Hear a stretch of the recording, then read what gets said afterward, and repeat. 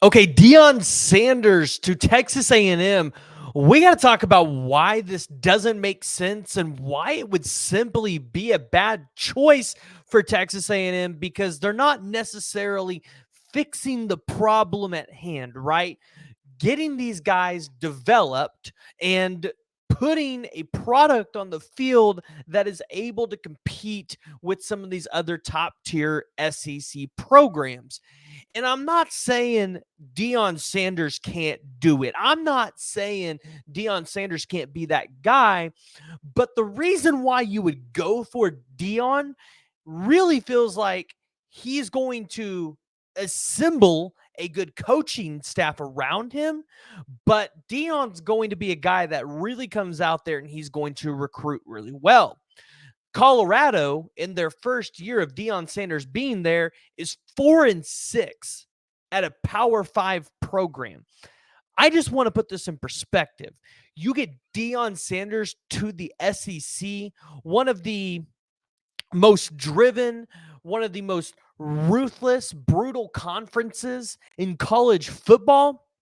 And there's a chance you have to allow Deion Sanders 4 or 5 years to really get that off the ground, for him to be able to instill that culture and get the guys that he likes in there, find the right staff. I think that's something that we've seen this year at Colorado is maybe he doesn't necessarily have the right staff or the right personnel to pair with this staff, and things like that take time. Now, Texas A&M, they have all of the resources available. So maybe a 4 or 5 year timeline is more realistic for a place like Colorado rather than a place like A&M. Maybe you look at Texas A&M and you say, Preston, they got all the money. Maybe if Coach Prime comes in there, he can maintain and keep all of these kids from hitting the transfer portal. Again, I think it depends on the staff that you bring and are you able to retain anybody on that current staff. But when I look at the Texas A&M opening, I don't see Deion Sanders being the answer to what Texas A&M has needed. I don't think it's the answer.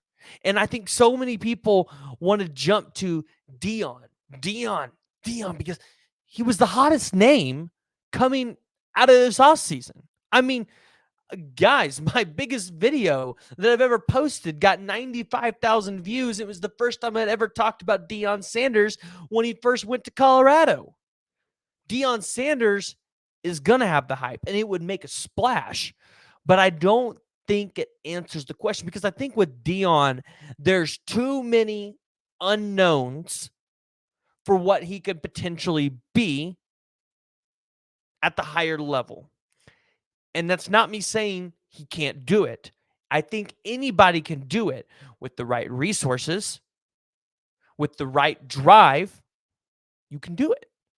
But I think for Coach Prime, the fit that he's at right now at Colorado, trying to figure out how to run a Power 5 program. I mean, guys, he was at Jackson State before Colorado.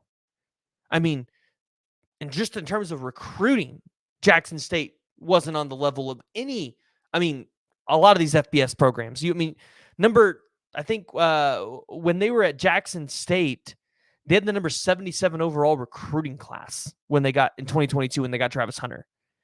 This year, they're at the number 21st overall recruiting class, number 21.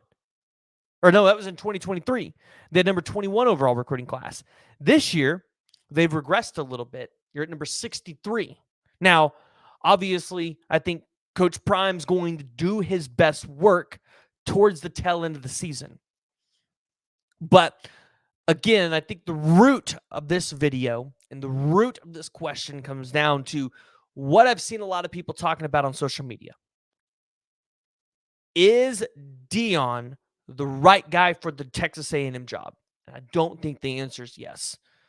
Quite honestly, I don't think you get Deion to leave Colorado unless it's for one of the Florida jobs. And if Florida State's open, which I don't think that's going to be open for a while, I think that's the dream job right there. So I look at everybody talking about, hey, A&M should give Deion a look. I don't even think if you're A&M, you should pick up the phone and call him.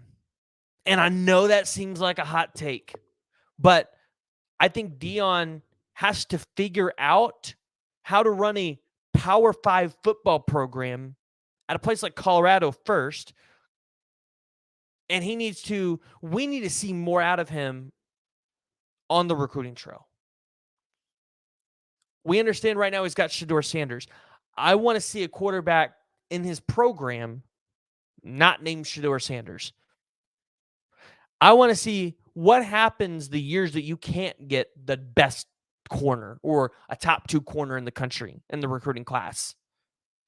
Are you able to develop some of those 3 and 4-star guys?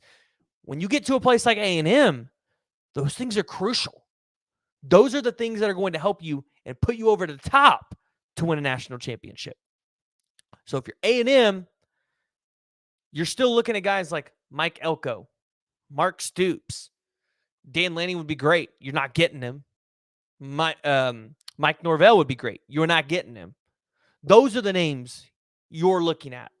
They're established coaches. You know what they can do. And those coaches fix your problems, or at least what we think is your problem. But when it comes to Coach Prime and Deion Sanders, I don't think that does it yet. And if you're a Colorado Buffalo fan, you certainly don't want to see him leave. So there's no reason why you should be mad at me here, because I'm not telling you Coach Prime needs to leave Colorado to go to A&M. I'm telling you why I don't think he's a fit yet. Why I think, hey, you know what? Maybe it takes a couple of years for him to really be considered for one of these good jobs. And listen, A&M's, they're not wanting to screw this up. Now, they are desperate. They made a desperate move in paying Jimbo Fisher $76.3 million on his way out the door. So maybe they do something desperate again, because if the next coaching hire is not flashy like a Coach Prime or a Dan Lanning or a Mike Norvell, then yeah, I mean, I don't know. But what I do know is when it comes to the A&M job, I want to see Coach Prime stay at Colorado. I want to see him develop that program. I want to see him bring Colorado back to some relevance. Remember, Colorado won a national championship in the 90s. A&M hasn't won one since 1939. Colorado has more success recently than Texas A&M, which is crazy to think, because A&M, they've had 2 10-win seasons. They've got the number 1 recruiting class in 2022. But Colorado has the most recent success when it comes to championships. So, guys, I want to hear from you, and I want to hear what y'all's thoughts are. So make sure you're joining the discussion, jumping down in the comments below. Let me know what y'all's thoughts are around Coach Prime leaving Colorado to go to Texas A&M.